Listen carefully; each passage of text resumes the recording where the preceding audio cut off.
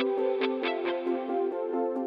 right, we get questioned a lot about how to choose the right advisor for your specific situation.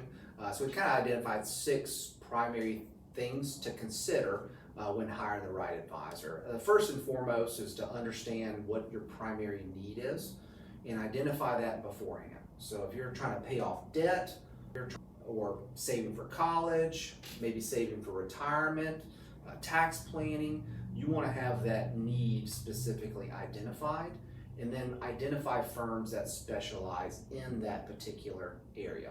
So if you've got an advisor that says they do mostly retirement planning and you're looking for saving for college, that may not be the right fit.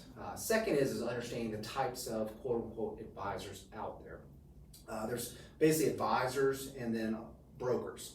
Each of those provide a different service at a different price point or a different charge structure. So typically if you're looking for advice, you want a true advisor versus a traditional broker who mainly gets paid to sell products. If you're looking for a product in particular, like life insurance, then you may want to go a broker route. But if you're looking for advice, you want to typically stay away from brokers. The third is kind of what your location and frequency may be. So maybe you want somebody that you can physically meet with. That'll be something you want to look for locally. If you're fine with digital or electronic or Zoom or something like that, then you can kind of cast your net wider. The other part of that is how often you'd want to meet with them. If you're just looking for one plan, then that's not an ongoing relationship. But if you're going to want somebody to look at it every single year, you're going to want to make sure you're asking questions about the costs for those specific services. The fourth, I kind of mentioned to it, gets into the cost of the service. There's 2 different ways that advisors or brokers get paid. The first is commissions. So they get paid by the companies, which can open up maybe some conflicts because they may get paid more to sell one product or another, whereas financial advisors primarily get paid on fees. And those fees could be coming through an asset-based fee, where they charge you a % of the money that they take care of, or more of a retainer model or an hourly model where they're just charging you for a set planning system. So when you hear advisors say, oh, it's no charge, or this, that's probably commissions. So you just want to know those things up front so that you can fairly compare the value that you're getting to the true cost of the service. With commissions, a lot of times it can be perceived as zero.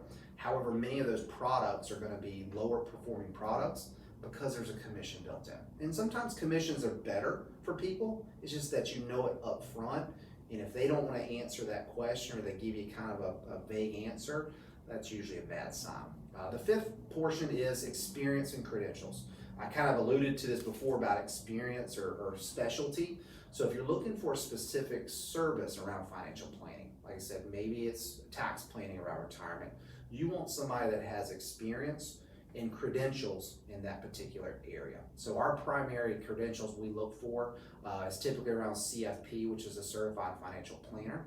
So if you are looking for somebody to do real in-depth planning, you probably want to look for somebody with a CFP. If you want in-depth tax planning, a CPA. Now, credentials don't necessarily mean that they're going to be the best, but it just shows that they've taken the time to learn and hone their craft better. So typically those credentials are going to be better fit for you. The last thing is, and this is kind of the most important thing, is traditionally when you're looking for an advisor, this is a long-term relationship. These are the people that you're going to talk to first when big events happen, good or bad. And so you've got to have some comfortability with them, sometimes even a relationship. So they've got to be able to listen to you, understand your concerns, understand what you're looking for, and help to create a plan that wraps around your desires and goals, and not just pushing down a certain product or a certain way of doing business. Because if you're not going to stick with it, it's going to be a bad plan. With that, like I said, a couple of ideas to look at, or at least to start looking for advisors. Hopefully that's helpful for you. If you do want a checklist that we've created to how to pick your advisor, you can click on the link or follow our website to get that checklist on how to choose the right financial advisor for your specific situation.